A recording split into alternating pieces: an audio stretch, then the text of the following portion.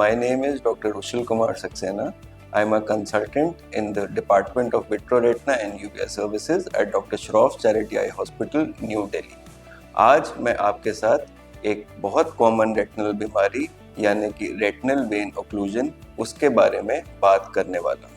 So this is our normal eye. The retina is a film at the back of the eye. So this is what a normal retina यानी कि पर्दा looks like. So this is what a retina with a vein occlusion looks like. अगर पर्दे का एक हिस्सा involve हुआ है तो उसे ब्रांच रेटिनल वेन ओक्लूजन बोलते हैं. अगर जो खून के छींटे हैं पूरे पर्दे में आ जाते हैं तो उसे सेंट्रल रेटिनल वेन ओक्लूजन बोला जाता है. ये बीमारी किन लोगों को हो सकती है? ये सबसे कॉमनली उन लोगों को होती है जिनको हाई ब्लड प्रेशर यानी कि बीपी की बीमारी होती है.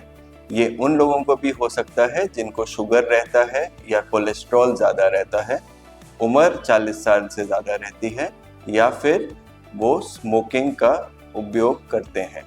सो रेटिनल वेन ओक्लूजन के क्या क्या सिम्टम हो सकते हैं? कैसे पेशेंट को पता चलेगा या कैसे किसी को पता चलेगा कि आँख में कोई बीमारी आ रही है? सबसे कॉमनली पेशेंट्स को लगता है कि उनका दिखना में धुंधलापन आ गया है, जिसे हम ब्लरिंग ऑफ विजन बोलते हैं. सेकेंड मोस्ट कॉमनली लोगों को जो चीज़ें हैं वो टेढ़ी दिखनी शुरू हो जाती हैं, जिसे हम बोलते हैं डिस्टॉर्शन ऑफ विजन. एक और कॉमन कंप्लेंट जो पेशेंट्स की होती है, उनके आँख के आगे काले स्पॉट आने शुरू हो जाते हैं, जिनको हम फ्लोटर्स भी बोलते हैं.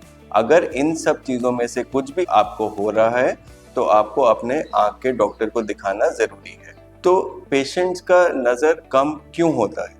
So the most common cause of vision loss in patients with retinal vein occlusion is swelling at the back of the retina. पर्दे में swelling आना, इस वजह से पेशेंट्स का नज़र कम हो जाता है.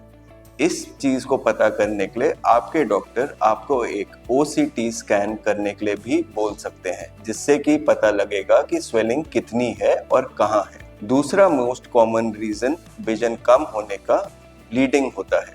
ये ब्लीडिंग पर्दे के आगे होती है, जिससे कि लोगों को दिखना कम हो जाता है. ब्लीडिंग का रिस्क पता लगने के लिए आपके डॉक्टर आपको एक एंजियोग्राफी करने के लिए भी बोल सकते हैं. इस एंजियोग्राफी से ये पता लगता है कि आपका जो नस ब्लॉक हुआ है उसका आगे जाके ब्लीडिंग होने का रिस्क कितना है. तो रेटिनल वेन ओक्लूजन्स के ट्रीटमेंट ऑप्शंस क्या क्या हैं? कैसे इस बीमारी को ठीक किया जाता है? सबसे ज़रूरी लोगों को अपना बीपी कंट्रोल करने की ज़रूरत रहती है. जब तक हम उस बीमारी की वजह को नहीं ठीक करेंगे, हमारे ऊपर आँख का कुछ भी इलाज करने का फ़ायदा ज़्यादा नहीं होगा.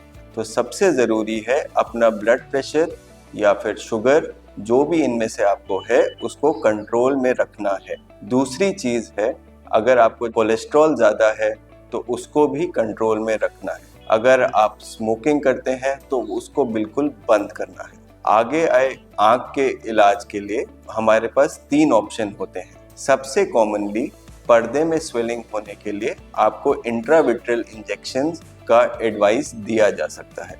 इन इंजेक्शन से स्वेलिंग को हटाया जाता है, जिससे कि नज़र पेशेंट्स की बेटर हो जाती है. दूसरा ऑप्शन रहता है लेज़र फोटोकोएगुलेशन, जो तब किया जाता है जब नस ब्लॉक होने की वजह से नई नसें बनती हैं जो अब नॉर्मल होती हैं और आसानी से ब्लीडिंग कर देती हैं. उस ब्लीडिंग की वजह से लोगों को विजन कम हो जाता है. इसको प्रिवेंट करने के लिए लेज़र फोटोकोएगुलेशन किया जाता है. लीस्ट कॉमनली सर्जरी की ज़रूरत पड़ सकती है अगर सपोज पेशेंट्स ने लेट प्रेजेंट किया है और ऑलरेडी ब्लीडिंग है या पर्दे में कोई खिंचाव है, तो उसके लिए आपके डॉक्टर सर्जरी के लिए भी एडवाइस कर सकते हैं.